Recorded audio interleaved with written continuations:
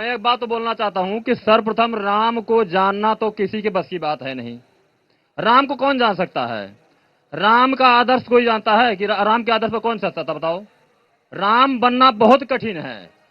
मंदिर पर और हमारे इस पर राम जन्मभूमि पर राजनीति न किया जाए तो ज्यादा बढ़िया है, चाहे वो बीजेपी हो या मैं किसी पार्टी का नाम नहीं लेना चाह रहा हूं। ठीक है, संप्रदाय में, जाति में राम को तो ना बांटा जाए तो ज्यादा ही बढ़िया होगा। और ये बात आप लोग समझ लीजिए। हाँ ठीक है, आपकी बात सत्य है। मैं मानता हूं कि आज विनोद जी मतलब जो है, चलो कांग्रेस ने बहुत गलत किया, सब कुछ ठीक है, मंदिर बन रहा है, हर चीज है, लेकिन विनोद जी को मौका दिया जाए बोलने के लिए। ये बात बोल रहे हैं अभी रोजगार पर बोले हैं विनोद जी, आप बोले नहीं बोले हैं, मैं इनका पक्ष नहीं ले रहा हूं, लेकिन रोजगार भी जरूरत है, उस पर भी बोलना जरूरी है। रोजगार पर जवाब अभी शिवम तागी से ले लेती हूँ। रोजगार पर पहले जवाब दे दीजिए, आम जनता का सवाल। देखिए मेरे भाई, मैं आपकी बात और आपका जो इमोशन है इसका सम्मान करता हूं, है ना।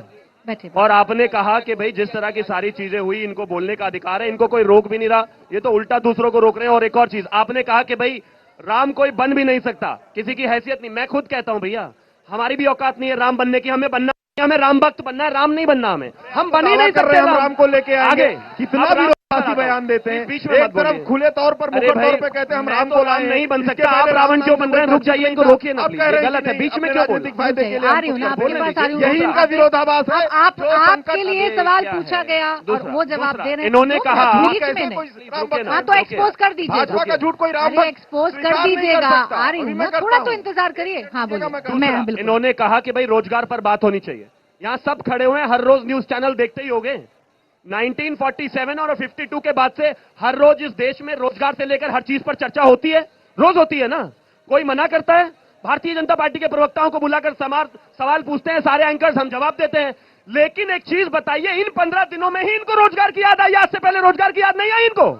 मैं कहता हूं जरूरी है रोजगार, और हर रोज बात कीजिए उस पर। लेकिन कमाल की बात है कि जब मर्यादा पुरुषोत्तम भगवान श्री राम की बात होती है तो तभी तमाम चीजें कहते हैं। और सुनिए, मैं रोजगार कहता हूं, अगर आज यहां पर मंदिर बनता है तो उससे भी रोजगार जनरेट होता है, चाहे वो होटल की बात हो, चाहे वो कैब्स की बात हो, चाहे वो रेस्टोरेंट चालक की बात हो। मैं कहता हूं रोजगार की बात कीजिए और हर रोज कीजिए, लेकिन सिर्फ उसी को बहाना बनाकर आप श्री राम को पीछे करना चाहते हैं, वैसा नहीं हो सकता। ठीक है, जवाब दीजिए आप विनोद जी, फिर और भी सवाल है।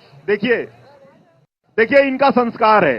एक व्यक्ति ने इतने सारे लोगों में जनता की बात कही तो उसको कहिए कांग्रेसी है, कांग्रेस का ये लेके आए साथ में, मेरा उनसे कोई संबंध नहीं। एक दूसरी बात देखिए, आपका नाम, हमारा नाम, सबका, हमारा हिंदू जो सनातनी है, जन्म से लेके मरण तक शुभ अशुभ समय का, वास्तु का, हमारे जो शास्त्र सम्मत बातें हैं उसका मुख्य रूप से ध्यान रखता है। आखिर जब आप हमको गाली देते रहिए, ठीक है, आपका स्वभाव है, लेकिन कम से कम जब शंकराचार्य जी की बात आती है, जो धर्माधीश हैं, आप उनको अपेक्षा करते हैं, उनको इग्नोर करते हैं और अपमान भी करते हैं। आज आप उनके लायक इसलिए नहीं समझे कि आप उनके पास जाइए, जो भी कंफ्यूजन है वो वैलिड है नहीं है, शास्त्र सम्मत है नहीं है, कम से कम आप उनको एड्रेस तो करिए। आप उनको इस लायक भी नहीं समझते हैं।